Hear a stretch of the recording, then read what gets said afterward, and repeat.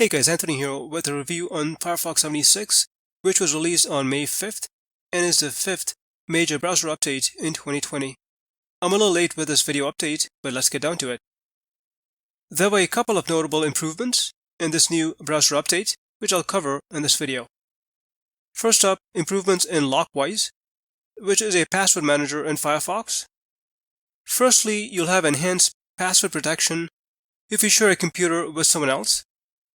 When they try to copy or view a password from your logins and passwords page, they will be prompted for a master password or your device's account password, and it'll remain active for 5 minutes.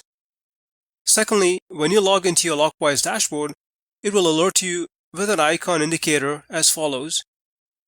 A vulnerable password alert appears when a password is identical to a password that has been breached. A website breach alert appears when your login and password is involved in a breach, including details about the breach. Also, Lockwise can now generate secure passwords when creating new accounts on many more websites. Next up, improvements in the picture-in-picture feature that allows you to watch a video while multitasking.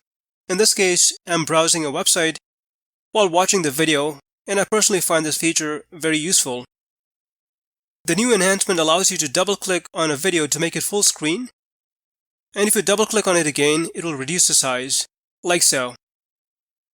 And lastly, Web Render, Mozilla's next-generation GPU-based 2D rendering engine, which is designed to provide a fast and smooth web browsing experience, is being rolled out to more Firefox for Windows users.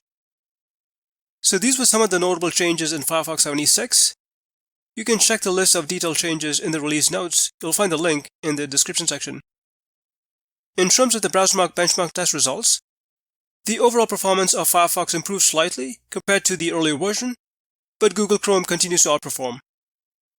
Well, that's it for now. Until next time, thanks for watching, and stay safe.